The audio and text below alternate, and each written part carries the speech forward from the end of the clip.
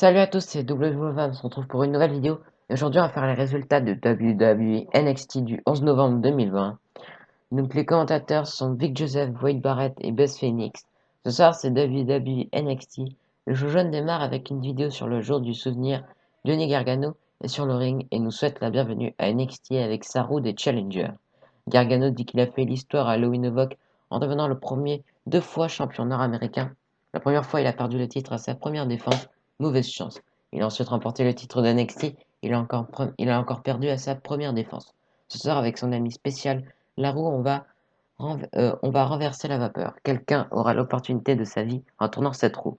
Gargano tourne la roue, elle s'arrête sur Leon Ruff. Donc c'est un match pour le titre nord-américain, c'est un match simple. Johnny Gargano contre Leon Ruff. À la fin du combat, Gargano repousse Ruff contre la barricade et il réalise que Damian Priest est dans la foule. Ruff surprend Gargano avec un roll-up lorsqu'il monte sur le ring, mais Gargano résiste et lui fait une clothesline. Gargano repousse Ruff tête première contre le coin et pose comme Priest. Mais Ruff le surprend avec une backslide pour le compte de 3. Donc le gagnant est Leon Ruff qui est le nouveau champion nord-américain de NXT. Après le combat, Priest célèbre la victoire avec Ruff. De retour suite à la pause en coulisses, Leon Ruff est acclamé par ses confrères en coulisses. Damien Priest l'avise que Gargano va le chercher et vouloir lui botter le cul, alors il doit partir. Priest lui remet les clés de sa voiture pour le laisser partir. Johnny Gargano arrive et bouscule Priest en disant que c'est de sa faute. Et les officiels arrivent pour repousser Gargano. William Regal l'invite à se calmer. Dans une vidéo plus tôt aujourd'hui, on voit Jake Atlas qui frappe Wild avec un bâton pour le blesser lui aussi. Donc c'est un match pour le titre Cruiserweight. Santos Escobar accompagné de Joaquin Wild et Raúl Mendoza contre Jake Atlas. À la fin du combat, Atlas se lance du coin pour un tornado DDT, mais Atlas le bloque et lui fait son Phantom Driver euh, pour le compte de 3. Donc le gagnant est Santos Escobar. De retour, on présente une vidéo sur Candice LeRae qui a brisé le tank de Chuddy Blackheart. Blackheart dit que le tank représente la liberté, chacun des challenges qu'elle a vaincus, et surtout sa famille qui est dans le domaine militaire. LeRae voulait lui envoyer un message, en voici une réponse. Elle ne cherchait pas la revanche, elle veut lui botter le cul. Raquel Gonzalez arrive sur le ring pour son combat contre Xayali, mais Boa arrive. Boa dit que Xayali n'est pas ici ce soir, il est terriblement désolé. Boa allait quitter le ring, mais Gonzalez lui fait une big boot pour le sortir. Gonzalez s'amuse à le lancer contre les barricades et termine avec son chokeslam. Gonzalez quitte le ring et les lumières deviennent rouges. Un homme arrive et remet une lettre à Boa. De retour en coulisses, August Gray allait commenter ses gestes envers Timothy Thatcher. Mais Timothy Thatcher arrive et le frappe dans le dos. Thatcher le lance contre le dessin de Dexter Loomis.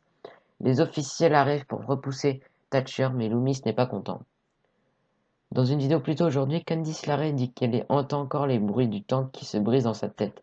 C'est ce qui arrive lorsqu'on se met dans son chemin. Ce soir, elle va aussi briser le, le punk de Tony Storm. Donc c'est un match simple. Tony Storm contre Candice LeRae.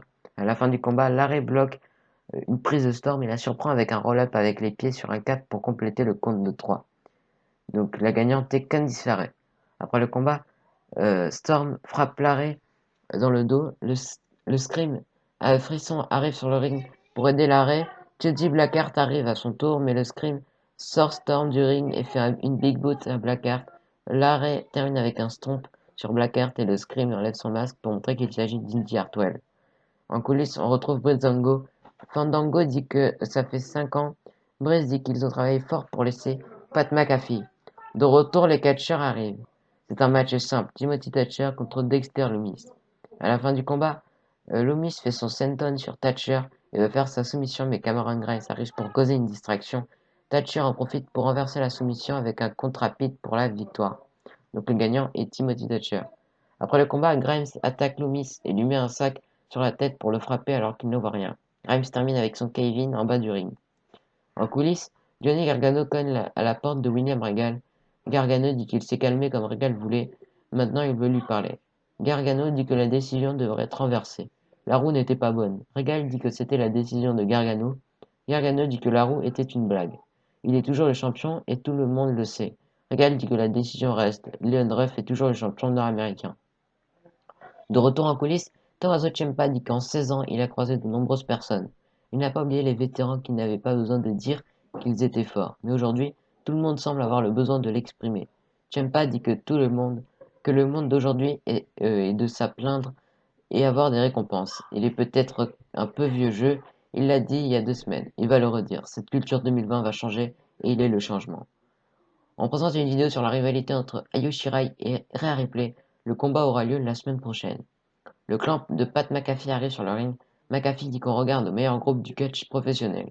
On ne mérite pas de voir ce qu'on va voir. La meilleure équipe sur la planète va battre Breezango et lui va dominer la table des commentateurs. C'est la plus grande soirée de NXT car ils sont ici. De retour, on présente une vidéo de pendant la pause. Cameron Grimes dit qu'il a recouvert sa peur pour le battre.